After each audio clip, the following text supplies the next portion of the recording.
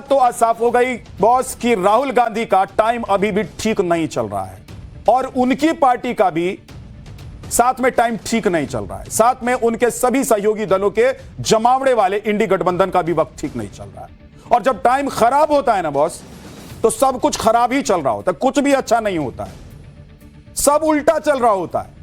अब देखिए, अगर खराब वक्त में कोई चाल ही उल्टी चले, उल्टा ही सोचे और उल्टा ही समझे, उल्टा ही करे, उसके साथ कुछ भी सीधा नहीं हो सकता और यह संभव भी नहीं है। एसआईआर केस में आज सुप्रीम कोर्ट का फैसला आने के बाद एक बात तो साबित हो गई कि राहुल गांधी एंड कंपनी मोदी सरकार और चुनाव आयोग जैसे संवैधानिक संस्था को बदनाम करने के लिए जो एजेंडा चला रही थी, वो एजेंडा धुआं धुआं हो गया बॉस। आज एसआईआर पर सुप्रीम कोर्ट का फैसला आने के बाद मोदी विरोधियों के चेहरे देखने लायक थे। इंडी गठबंधन के नेता आज एसआईआर के सवाल पर नजर मिलाकर बात तक नहीं कर पा रहे थे, आए बाएं कुछ भी बोल रहे थे। मतलब उनके पास जवाब ही नहीं था कि एसआईआर पर बोले तो क्या बोले, जवाब दे तो क्या जवाब दे, कि इतने दिनों से, इतने महीनों से देश में जो पूरा बवाल काट रखा था हमने, उस पर सुप्रीम कोर्ट ने अब जवाब दे दिया है, तो क्या बोलेंगे, समझ ही नहीं पा रहे हैं। क्योंकि इंडी गठबंधन ने एसआईआर को लेकर जो नैरेटिव, जो एजेंडा और प्रोपेगेंडा सेट करने की कोशिश की थी, उसकी बंगाल और बिहार की जनता ने पहले ही हवा निकाल दी। आज सुप्रीम कोर्ट ने भी एसआईआर के खिलाफ विपक्ष के दुष्प्रचार की धज्जियां उड़ा दी। सुप्रीम कोर्ट ने अपने फैसले में क्या क्या कहा आज आपको बताऊंगा, लेकिन आप देखिए कि डीजल पेट्रोल के दाम बढ़ने से लेकर NEET paper leak, CBSE result और पीएम मोदी के मेलोडी चॉकलेट गिफ्ट करने तक हर मुद्दे पर जो राहुल गांधी सुपर एक्टिव थे, सोशल मीडिया पर धड़ाधड़ पोस्ट कर रहे थे, रील बनाए नहीं, उनको टाइम मिल रहा था कि तुरंत एक के बाद एक रील उनकी तरफ से जारी किया जा रहा था, बयानबाजी कर रहे थे वो राहुल गांधी। आज एसआईआर के फैसला आने के बाद जो सुप्रीम कोर्ट ने फैसला दिया, घंटों बाद एक शब्द तक नहीं बोल पाए, एक शब्द लिख नहीं पाए। समझ में नहीं आ रहा होगा कि कैसे रिएक्ट करें, क्योंकि आपने तो वोट चोर के नारे सुने ही थे, जो इन्हीं पार्टियों के द्वारा, इन्हीं नेताओं के द्वारा लगवाए जा रहे थे, और राहुल गांधी तो हर मंच से कह रहे थे। लेकिन सुप्रीम कोर्ट ने कहा है कि भाई सुन लीजिए ध्यान से, इलेक्शन कमीशन जो कर रहा है वो ठीक कर रहा है। लेकिन क्या कहा है आज सुप्रीम कोर्ट ने, वो डिटेल में आगे आपको बताने वाला हूं। सुप्रीम कोर्ट का यह जो फैसला है मोदी विरोधियों के लिए कोई चुनाव हारने से कम नहीं है बॉस, क्योंकि विपक्षी खेमे में ऐसा पिन ड्रॉप साइलेंस तभी देखने को मिलता है जब वो चुनाव हार जाते हैं। आज वही सन्नाटा, वही चुप्पी और वही माहौल दिखाई दे रहा है विपक्षी खेमे में। एसआईआर के फैसले पर आज विपक्ष के कौन से नेता ने क्या कहा है, आगे आपको बताने वाला हूं। और यह भी बताऊंगा कि एसआईआर के झटके के बाद राहुल गांधी को उनकी नागरिकता वाले केस में कौन सा झटका लग सकता है। लेकिन पहले एक ट्रेलर।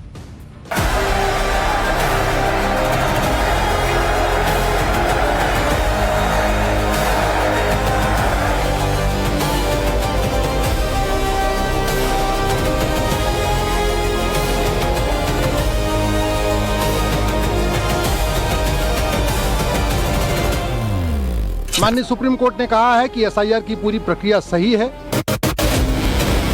डायरेक्टली मोदी जी, अमित शाह जी और ज्ञानेश जी जॉइंटली पार्टनरशिप बना के कर रहे हैं और इससे देश का बहुत नुकसान हो रहा है, भारत माता का नुकसान हो रहा है। अतः सर्वोच्च न्यायालय ने इसको संविधान सम्मत माना है और चुनाव आयोग के अधिकार के अंतर्गत माना है। असली खबर यह है कि अब बीजेपी इस देश में तय करेगी कि कौन वोट कर सकता है, कौन वोट नहीं कर सकता है। आपकी नाकामियों के ऊपर पड़ने वाला पर्दा जगह जगह से फट गया। बॉस, राहुल एंड कंपनी के लिए पहला मौका भी नहीं है और ना ही पहला झटका है। राहुल के सारे मोदी विरोधी एजेंडे कैसे फेल हुए, सब आज आपको बताने वाला हूं। नोटबंदी को सबसे पहले बड़ा घोटाला बताया गया। आपको याद होगा नवंबर 2016 के बाद से कैसे इस पूरे नैरेटिव को देश भर में फैलाया गया। राफेल घोटाला 2017 के गुजरात चुनाव के दौरान इसे शुरू किया गया था। सुप्रीम कोर्ट ने 2018 और 2019 में सरकार को क्लीन चिट दे दी इसके मामले में। चौकीदार चोर है, दिसंबर 2018 में राफेल मुद्दे पर किस तरीके से देश भर में माहौल बनाया गया और अप्रैल 2019 चुनाव प्रचार में यह तो पीक पर था। नतीजा फिर यह हुआ कि सुप्रीम कोर्ट ने राहुल को चेतावनी दी और माफी मांगनी पड़ गई राहुल गांधी को बॉस। 2019 लोकसभा चुनाव में बीजेपी की बड़ी जीत हुई। इसके बाद वोट चोरी 2024-26 में तेजी से इस मुद्दे को उठाया गया, इस नैरेटिव को सेट किया गया। लेकिन अगस्त 2025 कर्नाटक के महादेवपुर में वोट चोरी का डेटा दिखाया गया। हरियाणा महाराष्ट्र चुनाव में भी आरोप ये लगाए गए। दिसंबर 2025 में बड़े रैलियों में वोट चोर गद्दी छोड़ के नारे लगाए गए। एसआईआर को वोट चोरी का नया टूल बना लिया गया। 2025 के आखिर में राहुल का हमला नवंबर दिसंबर 2025 से ऐसा लगा कि एकदम पीक पर है। ऐसा लगा कि इसके जरिए अब राहुल गांधी सारे चुनाव जीतने वाले हैं, और ऐसा लगा कि वो लोगों के मन में यह बात बिठा देंगे कि एसआईआर के जरिए वोट चोरी हो रही है। लेकिन नतीजा क्या हुआ?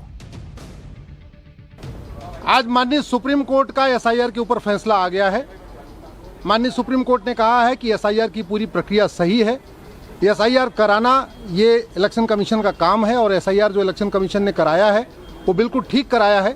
वो संविधान के अनुकूल है, रिप्रेजेंटेशन ऑफ पीपल एक्ट के अनुकूल है, जो कंडक्ट ऑफ इलेक्शन रूल है उसके अनुकूल है। जो एसआईआर के बारे में बहुत सारे अपवाद बताए गए थे, एसआईआर की बहुत सारी कमियां बताई गई थी, माननीय सुप्रीम कोर्ट ने उन कमियों को स्वीकार नहीं किया है और कहा है कि बिल्कुल इलेक्शन कमीशन ने फ्री एंड फेयर तरीके से पूरा एसआईआर किया है। किन किन मुद्दों पर विपक्ष को सुप्रीम कोर्ट से झटका लगा? विपक्ष के 10 नैरेटिव धुआं धुआं हो गए। आपको एक एक करके बताने जा रहा हूं, ध्यान से सुनिएगा। पहला नैरेटिव, राफेल घोटाला।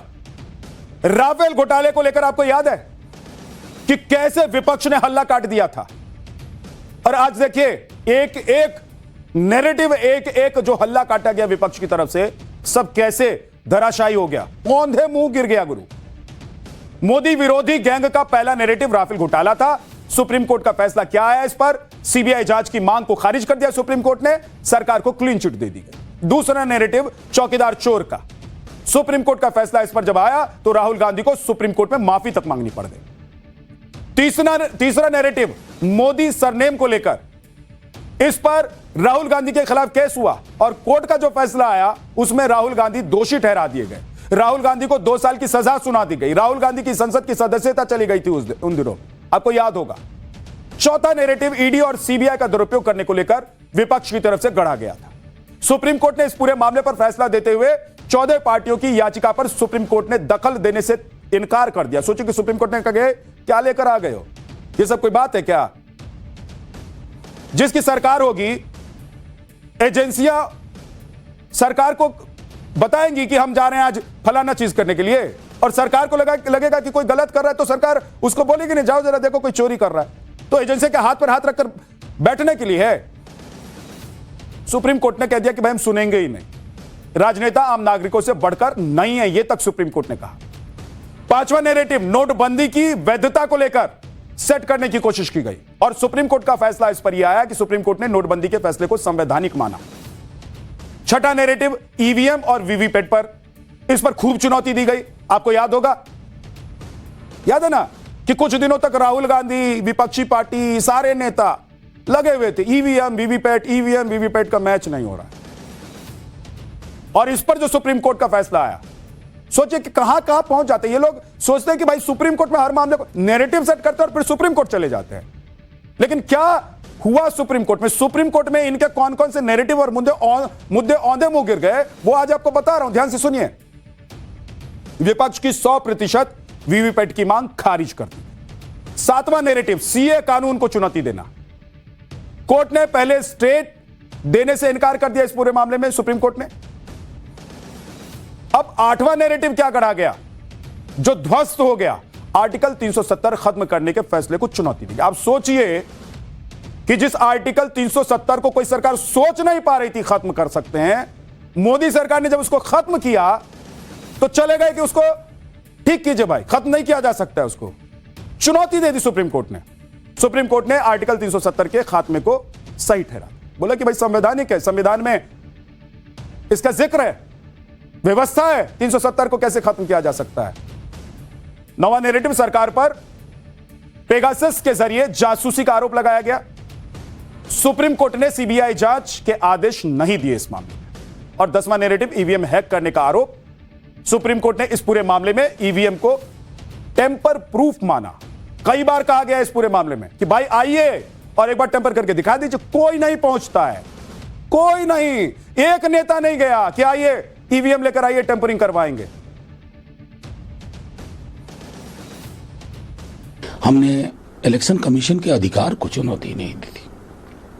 खैर, अब माननीय सर्वोच्च न्यायालय ने ये कहा है तो डिटेल देखते हैं, और क्या कहें, इसमें और कुछ कहने को बचता नहीं है। क्या कहा जाए, सर्वोच्च न्यायालय से आया है, एक बार विपक्ष की पास सारी पार्टियां बैठेंगी और उसके बाद देखेंगे कि क्या हम न्यायालय से कुछ अन्य पहलुओं पे अलग से निर्देश की गुंजाइश देखते हैं। वो लोग जो कट गए थे उस पर अपील हुई, 6000 लोग तो उनमें वैलिड मान लिए गए, और जिनका अभी अपील का फैसला नहीं आया वो वैलिड हो जाएंगे, तो उनका क्या होगा। और इसीलिए तो हमने राज्यसभा में इनके खिलाफ प्रस्ताव लाए, वहां विस्तार से बताएंगे इस पे चर्चा। जहां तक सवाल है जजमेंट का, हमारी नैतिक जीत हुई है कि उन क्वेश्चन पे, उन सवालों पे अभी भी खामोश है सरकार और न्यायपालिका। पहले तो बता रहे थे धांधली हो रही है, फिर कहीं ईवीएम खराब है, उसके बाद कहीं एसआईआर से वोट काटे जा रहे हैं। अब सुप्रीम कोर्ट ने भी मुहर लगा दी, अब तो कोई न कोई बहाना और ढूंढेंगे। अब क्या हो सकते हैं भाई, अब विरोधी के ढूंढे के जमाना, बहुत कुछ ढूंढ सकते हैं, कुछ भी कह सकते हैं। तो राहुल गांधी के लिए ना ये पहला मौका है, ना पहला नैरेटिव है, और ना पहला झटका है, और ना ही पहला ऐसा कोई सुप्रीम कोर्ट में जाने वाला केस है जिसमें तमाचा पड़ गया। राहुल और इंडी गठबंधन के 5 ऐसे नैरेटिव आपको गिनाऊंगा जो उन्होंने मोदी सरकार के खिलाफ सेट कर दिया था, पूरी तरह सेट कर दिया था, लेकिन उल्टा हश्र हो गया। नैरेटिव सुप्रीम कोर्ट में नहीं टिक पाया, क्योंकि सुप्रीम कोर्ट में नैरेटिव टिकता है।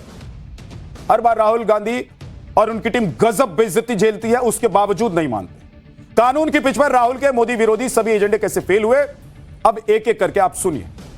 नवंबर 2016 के बाद से राहुल ने हल्ला शुरू कर दिया कि नोटबंदी मोदी सरकार का सबसे बड़ा घोटाला है, लेकिन सुप्रीम कोर्ट ने साफ कह दिया कि नोटबंदी का फैसला संवैधानिक है। इसके बाद राहुल ने राफेल डील का मुद्दा पकड़ लिया और कहना शुरू कर दिया कि मोदी सरकार के राफेल घोटाला किया, लेकिन सुप्रीम कोर्ट ने मोदी सरकार को क्लीन चिट दे दी। जिसके बाद राहुल ने राफेल चिल्लाना बंद कर दिया।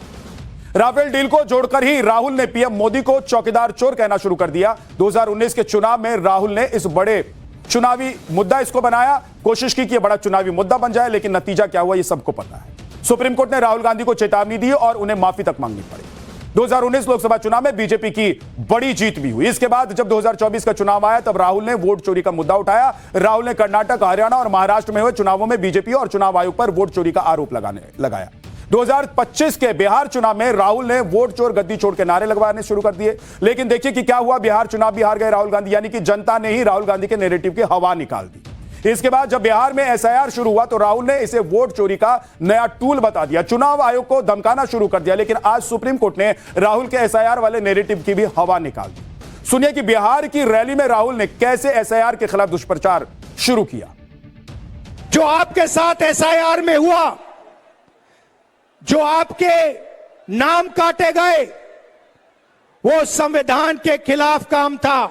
मेन मुद्दा वोट चोरी का है और एसआईआर उसको आप कवर अप करने का है और इंस्टीट्यूशनलाइज करने का सिस्टम है। तो डायरेक्टली मोदी जी, अमित शाह जी और ज्ञानेश जी जॉइंटली पार्टनरशिप बना के कर रहे हैं, और इससे देश का बहुत नुकसान हो रहा है, भारत माता का नुकसान हो रहा है, डैमेज हो रही है भारत माता। विशेषकर राहुल गांधी जी को कहना चाहूंगा, इस निर्णय के बाद उन्हें इंट्रोस्पेक्शन करना चाहिए और अपशब्दों की भाषा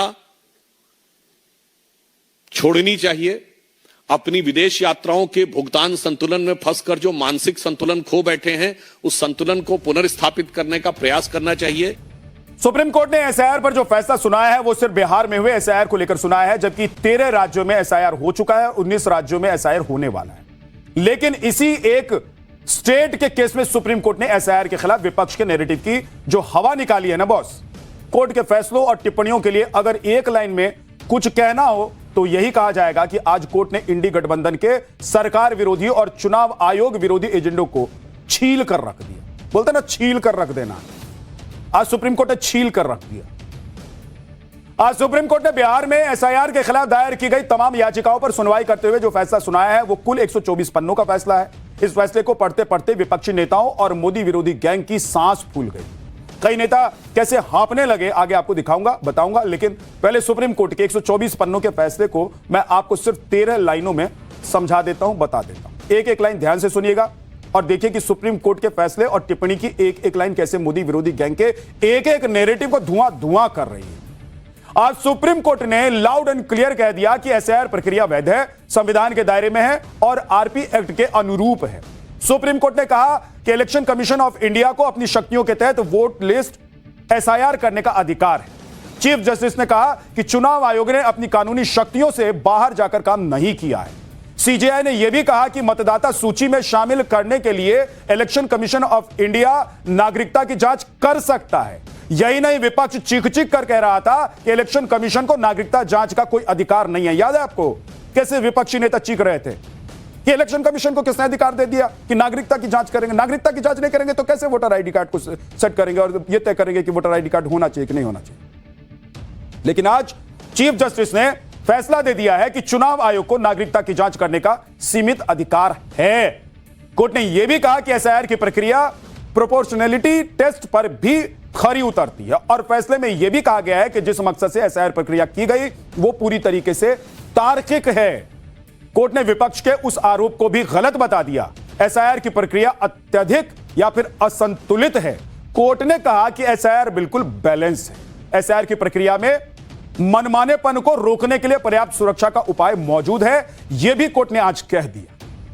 कोर्ट ने इस बात पर भी मुहर लगा दी कि एसआईआर में नाम काटने की जो प्रक्रिया अपनाई गई वो नियम 21A के खिलाफ भी नहीं है।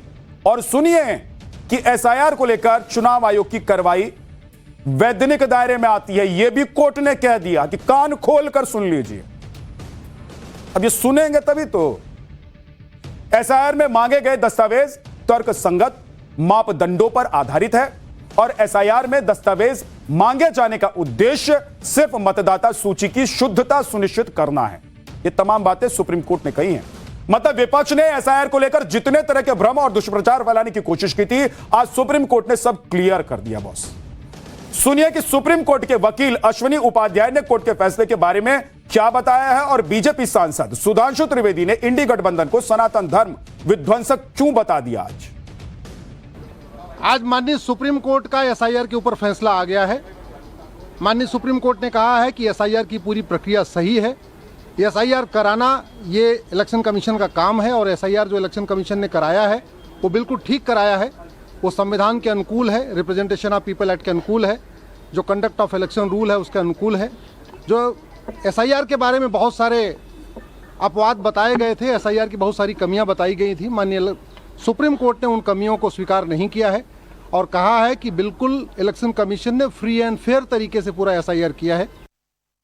अतः सर्वोच्च न्यायालय ने इसको संविधान सम्मत माना है और चुनाव आयोग के अधिकार के अंतर्गत माना है और निष्पक्ष और पारदर्शी चुनाव की प्रक्रिया के लिए आवश्यक माना है। तो हम ये कह सकते हैं कि इंडी गठबंधन जो सनातन धर्म विध्वंसक और घुसपैठिया संरक्षक है, उसका वास्तविक चरित्र आज उठकर सामने आ गया है। आज एसआईआर के मुद्दे पर फैसला आने के बाद विपक्ष की बोलती बंद हो गई। कोई कुछ नहीं बोल पा रहा है। ऐसा लग रहा है कि सबकी बोलती बंद है। मतलब समझ भी नहीं आ रहा है विपक्ष को कि क्या बोले और क्या नहीं बोले। कांग्रेस इसे अपनी नैतिक जीत बता रही है तो कन्हैया कुमार ने न्यायपालिका पर भरोसे को लेकर ही सवाल खड़ा कर दिया है। पॉलिटिकल एक्टिविस्ट योगेंद्र यादव को 124 पन्नों के फैसले को लेकर जब सवाल पूछा गया तो हाँफने लग गए भाई साहब, हाँफने लग गए। और उन्होंने जो कहा उसे सुनकर आपको उनकी हताशा साफ साफ नजर आ जाएगी। सुनिए जरा। देश के सिस्टम के ऊपर से लोगों की विश्वसनीयता समाप्त हो जाए और ऐसी परिस्थिति में चाहे न्यायालय न्यायपालिका के लोग हों, चाहे चुनाव आयोग के लोग हों, चाहे एनडीए के लोग हों, चाहे मंत्रालयों में बैठे हुए अफसर हों, उनको यह बात गंभीरता से सोचनी चाहिए कि आप अपनी नाकामियों पर चाहे जितना झूठ का मुकदमा चढ़ा दें, चाहे जितना आप एआई से डेकोरेटेड रील बना दें, लेकिन आपकी नाकामियों के ऊपर पड़ने वाला पर्दा जगह जगह से फट गया। तो बंगाल का केस जब हियरिंग होगा तब मालूम होगा, लेकिन constitutional validity of the SIR जो है उसको अपहोल्ड किया है, लेकिन आउट्स बहुत कुछ सेफगार्ड दिया है, तो वो पूरा जजमेंट नहीं पढ़ने से हम आपको बोलने नहीं सकते। गलत खबर सुनिए आपने। खबर ये नहीं है कि सुप्रीम कोर्ट ने आज इलेक्शन कमीशन के एसआईआर को वैलिड और कॉन्स्टिट्यूशनल बता दिया है। असली खबर ये है कि अब इस देश में वोटर सरकार को नहीं चुनेंगे, सरकार वोटर को चुना करेगी। बाकी ये 124 पेज का जजमेंट है, बहुत अंग्रेज। यह विषय सिर्फ ये नहीं है कि एसआईआर पे आरोप निराधार सिद्ध हुआ, विषय उससे ज्यादा गंभीर है। आज विपक्षी दल और मुख्य विपक्षी दल, विशेषकर कांग्रेस पार्टी, उसका करार चीन में है, परिवार इटली में है, विचार का केंद्र इंग्लैंड में है, यूरोप में, और दुष्प्रचार का केंद्र अमेरिकी संस्थानों में है, और वोटरों के तार बांग्लादेश से जुड़े हैं। गजब है बॉस। सुन रहे थे योगेंद्र यादव को, कह रहे हैं कि खबर ही आपने गलत सुनी है। 124 पन्ने में यह नहीं लिखा हुआ है कि संवैधानिक अधिकार इलेक्शन कमीशन ऑफ इंडिया को है वोटर चुनने का, बल्कि यह लिखा हुआ है कि अब सरकार वोटर को चुनेगी। मतलब क्या क्या नैरेटिव चलता है, क्या क्या एक नैरेटिव फेल हो गया तो दूसरा नैरेटिव लेकर बैठ गए। अब सोचिए, योगेंद्र यादव जैसे पढ़े लिखे बुद्धिजीवी व्यक्ति जो हर विषय पर कहते हैं कि हम विद्वान हैं, आंदोलनकारी बनते हैं, ऐसे लोग आपको यह बताने की कोशिश कर रहे हैं कि सुप्रीम कोर्ट ने जो फैसला दिया है, सुप्रीम कोर्ट ने जो कहा है, उसका मतलब ये नहीं, ये मतलब कुछ नहीं है बॉस। सुप्रीम कोर्ट को जो कहना था एकदम खुल्लम खुल्ला सुप्रीम कोर्ट ने कह दिया। अब आप समझते रहिए, जनता समझ गई।